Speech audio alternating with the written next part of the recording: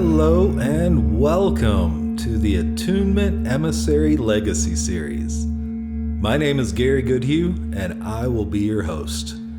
I'm so excited for this episode, the final chapter of 7 Steps to the Temple of Light by Uranda. This is chapter number 7 entitled Love, and it is beautiful and enlightening. It's about 3 times the length of the other chapters, and some of the paragraphs within this chapter are quite long, but it's so beautiful what he reveals through this. This is the culmination. So there is one point that I want to make about this last chapter.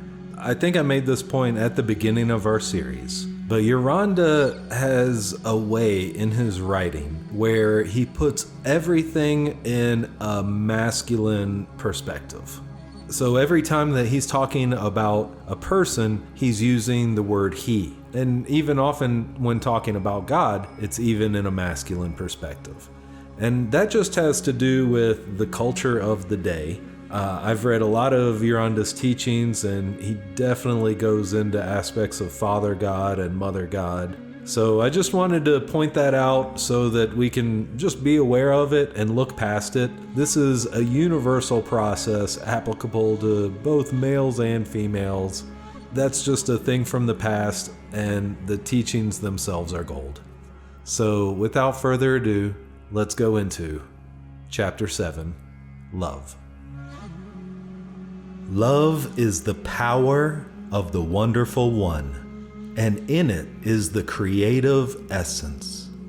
Love is the fire of fusion, whereby the outer self is uplifted into oneness with the Master within. Love cannot be engendered by the outer intellect, and he who seeks the realms of light through the self-activity of the intellect is bound to fail. The great commandment is, in quotation, love the Lord thy God with all thy heart and with all thy soul and with all thy mind and with all thy strength. This is the first commandment. From Mark 12:30. So this first paragraph, it starts out where there's a little insert in the paragraph. And I skipped over that because I figured we'd talk about it here. It says the word soul in the Bible means the outer mortal man, which is subject to death. That is inserted in reference to the quotation of the great commandment, love the Lord thy God with all thy heart, all thy soul, which means the outer mortal man, which is subject to death. That's the soul. And with all thy mind and with all thy strength. So basically, everything you got, every part of yourself, turn towards love for the Lord thy God. And the Lord thy God is just another name for the Wonderful One. I like this line, the fire of fusion, whereby the outer self is uplifted into oneness with the Master within. So here we have the culmination of this oneness, this coming together, this union from the outer self and the highest aspect of the inner self. Next paragraph.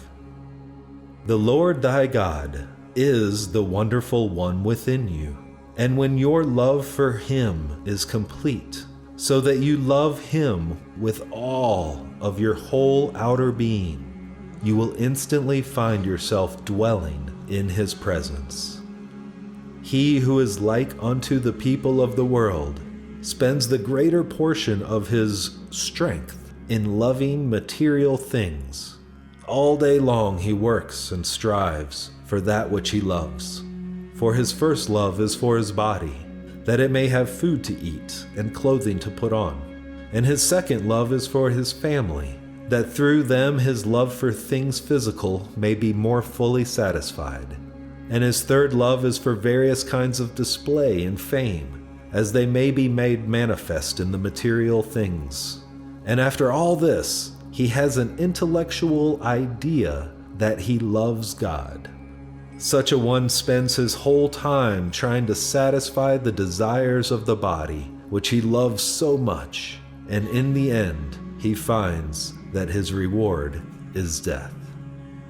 Wow. I mean, I don't know if that lands for anybody else, but I recognize ways that I go through my life and I don't know, maybe I'm going unconscious because I am just loving my physical experience, and that's the motivator for my choices. So I'm not using the fullness of my capacity to love God. I don't think that he's saying that we shouldn't love the outer experience because it's part of the whole picture.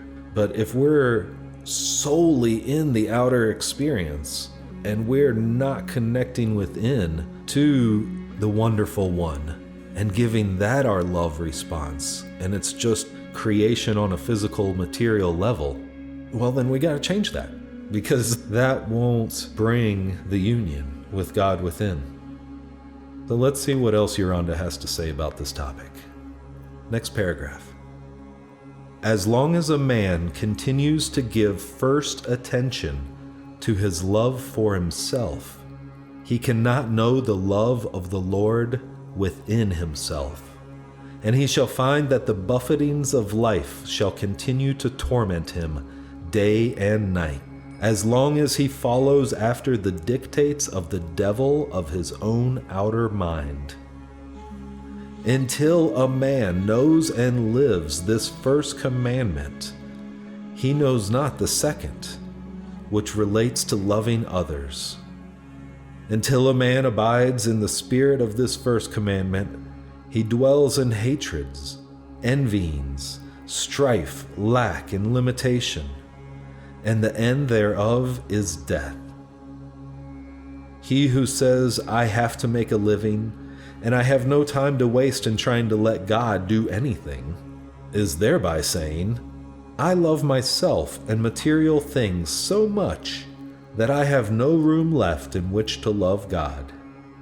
In his ignorance, such a one imagines that to love God, it is necessary to forget all material things and to withdraw into the life of a worthless recluse. The Blessed One, who has entered in, knows and knows that he knows that he who loves the Lord his God with all of his whole being, first, last, and always, is he who is more active than ever before, for every instant is filled with glorious adventures and radiating love. He knows that he has wisdom and strength for every occasion, and that he can experience no lack or limitation. He it is who knows how to truly enjoy all the material things that come into his life, and his whole being is filled with rejoicing and gladness. Such a one knows that love is as firm and undeviating as it is gentle. He knows that love is as bold and courageous as it is ready to serve in true service. He knows that love is an absolute law which always works under all conditions, and that it has nothing to do with the fickleness and ridiculousness of the so-called love and charity which is vaunted by the people of the world. He knows that service in love never requires anyone to become a doormat for others. And he knows that most of the so-called service in the world has its foundation in selfishness and ulterior motives. Such a one stoops not to give his alms before men to be seen of them. Wow, I love this paragraph. There's not much more to say. I'm just going to review and sum up because this is the longest paragraph in the entire booklet. So he starts off relating to the paragraph before around man's love for himself and physical and material things, and then family, and then fame. And he's saying as long as man is in that loop, he can't know love of the Lord within himself. And then he goes on to say that you have to know love of the Lord within before you can move on to the second commandment of love with others and your neighbor. So it all starts, everything is right here with love connected to the wonderful one within. And you don't have to give up any of the outer physical material things, because once you have that love channel fully open and established, flowing through you, that just expresses throughout into all of the physical things. The difference is you're not picking and choosing which ones that you're loving. He also goes on essentially talking about how love is a universal medicine, an absolute law that always works. And through the true love connection of the master within, all other qualities are available. They're present. They're there already. And so our function in the world becomes one of service. Service simply out of the joy of expressing love. And he goes into a contrast between the love out of service versus the love out of doing something of service just so you can be on display for others to see, which of course is a type of like pretense. You're just pretending just so that you can receive this sense of accolade and appreciation for others for being one who serves. But it's really about the character of serving because you're expressing love, because you know you are love. Next paragraph. Love is that which fills a man when he is born again. For the outer man of himself knows not what love is. The outer man imagines his passions and selfish possessiveness to be love. Not until the outer man finds that of himself he can do nothing, and that nothingness comes from all that he tries to do, no matter how good he may think his motives to be, is he who is ready to truly let go, that his Lord may have his way. The way of the Lord is perfect freedom in all things eternal, perfect joy in radiation, and perfect love at all times. So I like how in this paragraph he starts off addressing the idea of being born again. That's from a perspective of the outer man having come into this surrendered state of union and oneness with the wonderful one within, expressing and absorbing oneself in love with that inner presence. Then that outer man is born again, because now he's infused with the wonderful one within. And he addresses the idea of possessive love. And that is absolutely something that we see playing out in our world. It happens a lot in relationships, romantic relationships, but not just those. It can happen in a friendship or a family dynamic, but any sense of possessiveness mixed up in an idea of love is not actually love. In fact, he's saying that we have to be willing to lift ourselves up, almost like offering ourselves on the altar to be possessed by the spirit of love, by the wonderful one within, which is the highest God aspect of ourselves. And he says right here that is he ready to truly let go that the Lord may have his way. And that's a scary thing because there are a lot of forces in this world that we would not want to just let go and let them have their way with us. But we were actually designed in this way. This is the divine design, and yet we have the free will where we have to choose it. It's already set up, ready to go, plug and play, absolute, already, always, anytime. The only difference is us. And the payoff is huge. Perfect joy in radiation, perfect love at all times, perfect freedom in all things eternal. Next paragraph. He who is ready to let go and cease all strife and struggle is he who is ready to respond to love. Love is the law of expression in every human being, and he who harmonizes with this great law is he who begins to live a glorious and happy life here and now.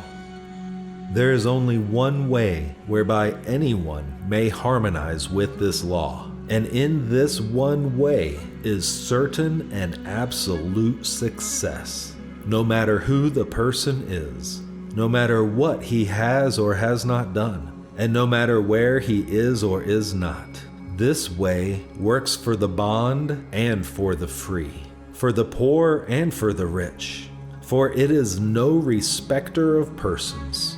It cannot be purchased with money, nor can worldly position or fame secure it.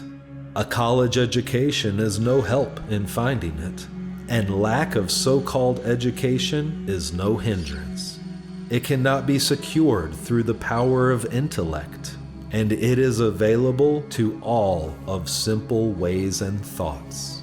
He who tries to gain it in order to achieve some end or reward will surely fail, even though the reward that is sought be the kingdom of heaven. So-called good deeds will not make it sure to any, and he who seeks to enter in that he may control another will find himself in the pit of darkness, even though the control is exerted for the person's own good. The parent may and should control the child until the child reaches the age of decision at about 12 years. But beyond this, no one should seek to control another, for no one possesses another. A possessive attitude towards any person, be it husband, wife, or child, will prevent the entering in. Well, it doesn't matter. There are no requirements, not for love, not in any respect of category. It doesn't matter where you are or who you are available to love. And yet, trying to get in to love without actually having a sincere intention of love and willingness to be love will never work. It will only ever always backfire. That's why he says you find yourself in a pit of darkness, not because you're being punished by love. Love doesn't do that. It's a law. Love is accessible only to love. And so he says in the beginning of this paragraph, it's beautiful. Love is the law of expression in every human being, and he who harmonizes with this great law is he who begins to live a glorious and happy life. To harmonize with love as the law of expression is to express love. It is the only way. There is one way. Again, a clear point that a possessive attitude towards another actually pops you out of the flow of love, because love is total freedom. Possessiveness is not. This next paragraph is really beautiful, and I just want to make another point here that when he refers to Christ, he is referring to the Christ Spirit, not to Jesus. Often when he refers to Jesus, he'll refer to him as the Master. But when he refers to the Christ, he's referring to the Spirit which Jesus embodied and expressed fully through this form into this world. And it's the same Spirit that is available to all of us through the wonderful one within. Next paragraph. The one way is the way of the Christ, and the Christ way is the way of letting go to the Master within. He who lets go is he who gives thanks to the Father for all things, no matter what they are, for he sees them as wonderful opportunities for radiating love. He who lets go is he who is ready and willing to do perfectly that which is at hand to do in this instant, no matter how small or insignificant it may be. He who lets go is he who loves to do all that he does, and the love with which he does all things is the power that makes his expression sure and effective. The one way of love is love. In doing all that is done in the radiance of love, the fullness of love is experienced, and the union of love known. Through harmonizing with love, the Blessed One is drawn into love, and in love all is perfection. He who does anything whatsoever because he feels that he ought to, finds that his doing is in vain. He who does anything whatsoever because in selfless love he loves to do it, finds that his doing is a joy eternal. I really love how he starts out with this paragraph. And the Christ way is the way of letting go to the master within. And everything continuing after that is just deepening inside of that thought of what happens and what it's like to let go fully to the master within. And the master within is love, is God. God is love. And that is the way. The way is love, and the way of love is love. It's both a noun and a verb at the same time. And you have to exercise the verb in order to activate the noun. And in this paragraph, he talks about a sense of obligation, this idea where we do something because we feel that we ought to. And taking that, trying to call it love, trying to call it service, it's all in vain. It doesn't matter because it's not actually love. If we're not doing something because we are expressing love in that moment through our service and loving the fact that we're serving by expressing love, that's the juice, that's the money.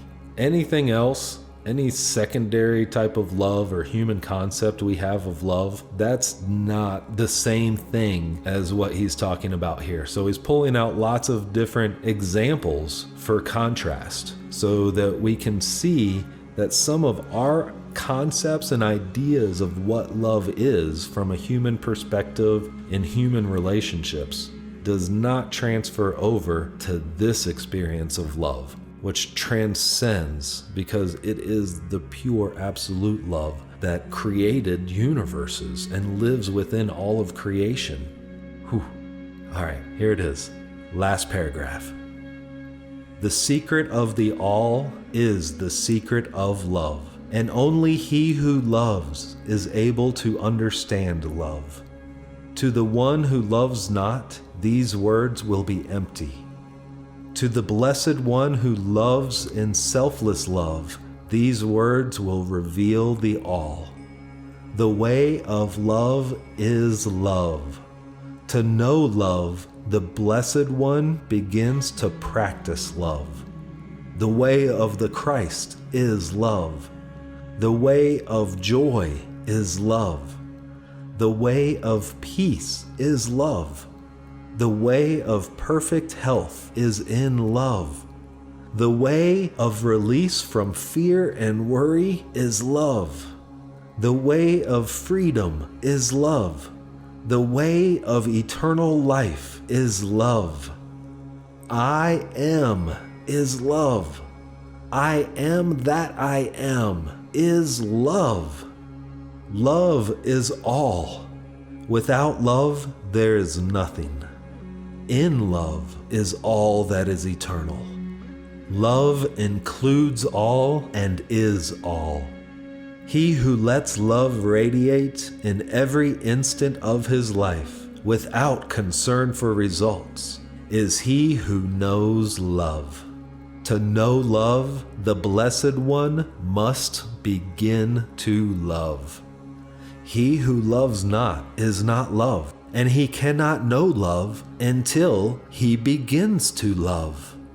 Remember, love is firm, courageous, and sure. Love is no respecter of persons. Love stands serene and tranquil at all times, under all conditions, for love is selfless. Love seeks for nothing, because love is all things. Love bargains not, because love has need of nothing. Love is never lonely, because love is oneness with all that is. Let love radiate, and thou shalt surely know love. The way of love is love. Om and Ra. So that last little statement, Amen Ra, that's what he has written. It's a blessing, like a closing of a prayer. And I think today's kind of shortened version of that is Amen, Amen Ra. What a beautiful expression through this last paragraph. And I don't know about you, but I'm left just with this feeling that my job is to love. That is the job for all of us. And it is also how we are able to come into a greater knowing of the wonderful one within, to open doors of connection to higher dimensions of reality, of God presence, which is love. So the more that I love, the more I'm open to the being of love that is me, and moving into this union until I know that being as myself moving through me, where I am the surrendered state, allowing and yielding to this higher presence. And yet I get to enjoy all the benefits that come from that. I mean, this is the highest state that we can access. This is our evolutionary journey as humanity, to evolve into higher and higher experiences of ourself as love, as the spiritual expression of the reality of who we are as beings of love, being expressed by loving. Letting love move through our unique capacities, our unique makeup of personality and character as a unique being. Love lights us up, and then it gets to move through us out into the world. And this is how we transform the world. This is how we ascend within ourselves and the collective. This is how we bring forth the new earth. This is the way. The way of love is love. Well, friends, it has been an absolute pleasure to be able to share this piece of work with you, 7 Steps to the Temple of Light. The picture on the front cover is actually a representation of a physical location here at Sunrise Ranch in Loveland, Colorado, where we have a little chapel and 7 steps leading up to it. And so many years ago, Uranda and the people who lived here built that chapel in representation of this teaching. An amazing fact about that is that they would only work on the construction of the building when he sensed that the vibrational factors were in alignment as such, where spiritual substance could be imbued into the physical form of what they were building.